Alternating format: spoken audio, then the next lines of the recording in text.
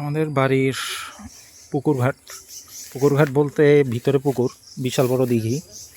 তো এখানে গাছপালার বেশ হয়ে আছে, পরিষ্কার পরিচ্ছন্ন হয় না অনেক বছর ধরে। তো এই কারণে এই অবস্থা।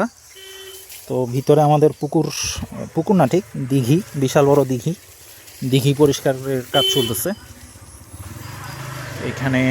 এই যে এটা পুরোটুকু আমাদের দিঘি, এইখান থেকে শুরু করে একদম এই বিশাল বড় যতটুকু দেখতেছেন ততটুকু পর্যন্ত পুরোটুকুই হচ্ছে আমাদের দিঘি। তো এই দিঘির ভিতরে এইখানে প্রচুর ফেনা, কচুরিপানায় ভর্তি হয়ে গেছে, কচুরিপানার ফেনাতে পরিপূর্ণ। তো এই জন্য এখন আমাদের ফেনা পরিষ্কারের কাজ চলতেছে। এইখানে আমার এক ভাই আছেন, আবু সৈয়দ ভাই, উনি এখানে ফেনা পরিষ্কার করতেছেন। আরও একজন আছেন, উনি সম্ভবত ওই দিকটা পরিষ্কার করতেছেন। নাম হচ্ছে জাবেদ, সম্পর্কে আমাদের বাড়িরই একজন।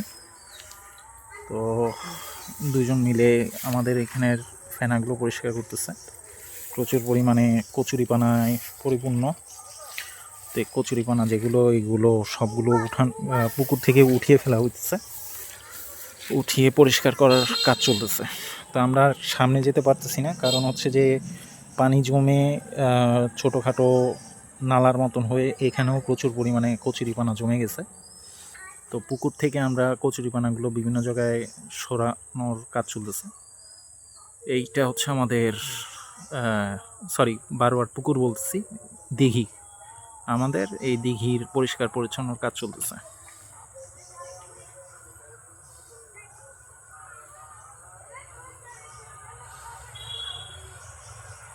এটা শুধু এককভাবে আমাদের না, এটা পুরো বাড়ির। এখানে প্রায় 3 গৃহস্থ থাকে।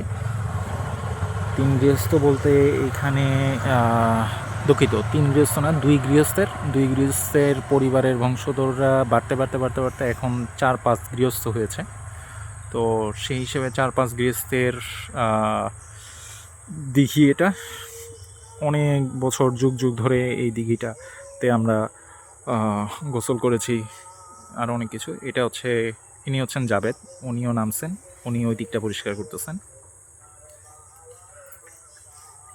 দিঘি থেকে আমাদের এটাকে বলে ফেনা, মূলত কচুরিপানা, যেটা কচুরিপানার এইখান থেকে পিছলা এক ধরনের ফেনা তৈরি হয়, যে ফেনাতে পুকুর ভরে যায় এবং কি এটাতে মাছের শ্বাসকষ্ট হয় এবং কি মাছ চাষ করা যায় না। যার কারণে এই দিঘি পরিষ্কারের পরিচ্ছন্ন কাজ চলতেছে। পুরো দিঘি পরিষ্কার পরিচ্ছন্ন হওয়ার পরে তারপর আমরা এখানে মাছ ছাড়বো, মাছের চাষ করব, যার কারণে দিঘি পরিষ্কারের কাজ চলতেছে।